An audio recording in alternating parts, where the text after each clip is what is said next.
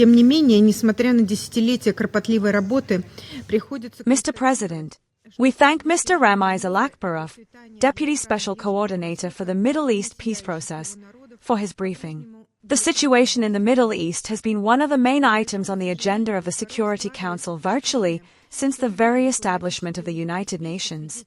Nevertheless, despite decades of painstaking work, we have to acknowledge that the goal of achieving peace and prosperity for the countries and peoples of the Middle East remains as distant as ever.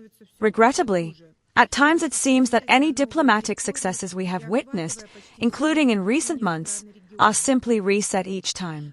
The situation is not merely failing to improve, it is often becoming even worse and worse, as the conflict is spreading to new territories and engulfing virtually every country in the region.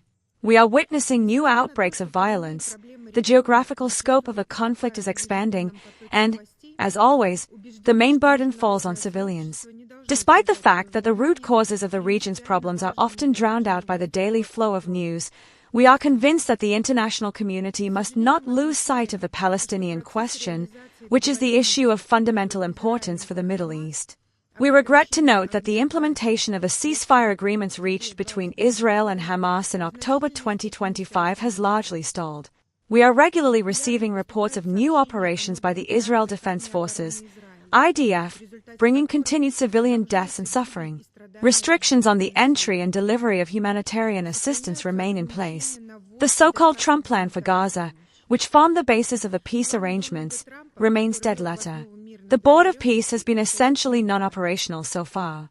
The International Stabilization Force, ISF, is yet to be established. There are still no prospects for the complete withdrawal of Israeli forces from the Gaza Strip. Clearly, there is currently no talk of any practical steps to launch reconstruction work in the enclave. The peace efforts of the U.S. leadership on the Palestinian track have been virtually put on hold. Despite the efforts by the High Representative of the Board of Peace for Gaza, Mr. Nikolai Mladenov, to secure approval for the roadmap he drafted jointly with the mediators, there are still no solutions mutually agreeable to the parties. The key sticking point remains the complicated issue of demilitarizing the Palestinian enclave.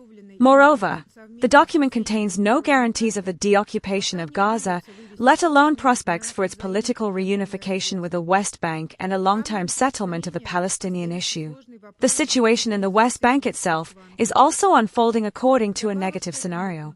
The Israeli authorities proceed with their policy of cementing their administrative and legal control over this territory. The pace and scale of settlement expansion have long since broken all records. We are concerned by recent reports of an unprecedented tightening of restrictions on the movement of Palestinians between different localities. Thus, irreversible facts are being created in the West Bank, while the territories controlled by the Palestinians are steadily shrinking. We have carefully reviewed the letter circulated ahead of today's debate by President of the State of Palestine Mahmoud Abbas, expressing deep concern over the escalation of violence in the occupied Palestinian territories, first and foremost in the West Bank, including East Jerusalem. We believe that the expansion of settlement activity, compounded by attacks on Palestinians and the destruction of their civilian infrastructure, undermines the prospects for implementing the two-state solution and creates a threat of further deterioration of the situation. Russia is convinced that it is only a comprehensive settlement of the Palestinian-Israeli conflict premised on the well-known international legal principles that can guarantee lasting peace and stability for all the peoples of the region. We still have opportunities to achieve this, and we strongly urge all parties concerned to seize these opportunities. Mr. President, the continuing negative trends in the context of the Palestinian-Israeli conflict are unfolding amid growing tensions in the Middle East as a whole. From this perspective, we are equally concerned about developments surrounding Lebanon. Over the past weeks, we have observed positive dynamics on the track of political and diplomatic settlement. Specifically, we welcome the launch, for the first time in more than 3 decades, of direct Lebanese-Israeli talks under U.S. mediation and the achievement of a trilateral framework agreement on June 26. We also note the visit to Washington last week by President of the Lebanese Republic Joseph Aoun. At the same time, the negotiating efforts have failed to bring a definitive cessation of hostilities. Israel continues to occupy territories in southern Lebanon, in particular north of the Litani River. According to reports, On July 25 to 27, the IDF continued demolishing and blowing up buildings in a number of Lebanese localities.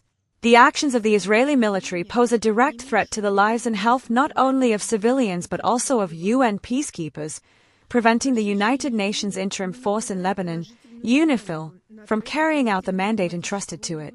Against this backdrop, a question naturally arises. Given the expansion of the Israeli occupation and the highly likely emergence of a security vacuum, what explosive consequences could the winding down of the mission in 2027 entail?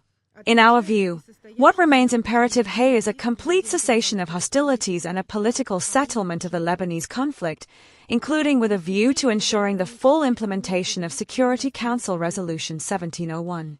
Madam President, in our view, it would be wrong not to recall that the latest escalation in Lebanon was a direct consequence of the aggression launched by the United States and Israel against the Islamic Republic of Iran on February 28. Despite the signing of the Islamabad Memorandum, which was made possible through the vigorous and effective mediation efforts of Pakistan, Qatar, and a number of other regional states, the situation in the Persian Gulf not only remains extremely tense but also continues to deteriorate. In recent weeks, we have witnessed yet another series of exchanges of strikes, which have once again put civilian infrastructure in Iran and the Arab states under threat. There are also potential risks of the disruption of navigation in the Strait of Hormuz and the Red Sea, which could have extremely serious repercussions for global energy and food security. Our country has consistently advocated a political and diplomatic settlement of the U.S.-Iranian conflict that would take into account the interests of all states in the region. The same approach is applied to the situation in Yemen. The chronic failure to settle the crisis in that country, which has now dragged on for 2 decades, undermines regional stability as a whole and generates risks of uncontrolled escalation on the Arabian Peninsula. Unfortunately, recent developments in Yemen and around it bear this out. We are convinced that the path towards peace and stability in this Arab country lies through direct and frank dialogue among its leading political forces, including the Ansar Allah movement. We consider it counterproductive to antagonize this movement, which has long been an integral part of the country's military and political landscape. There is a need to revitalize the mediation track under the auspices of the United Nations, led by the Secretary-General's Special Envoy, Mr. Hans Grunberg, and to involve a broad range of Yemen's neighbors, including Saudi Arabia and Iran.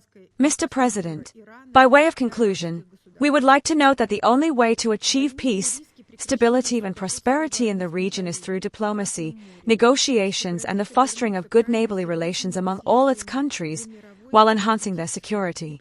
We could begin with narrow formats envisaged in Russia's updated concept of collective security in the Persian Gulf.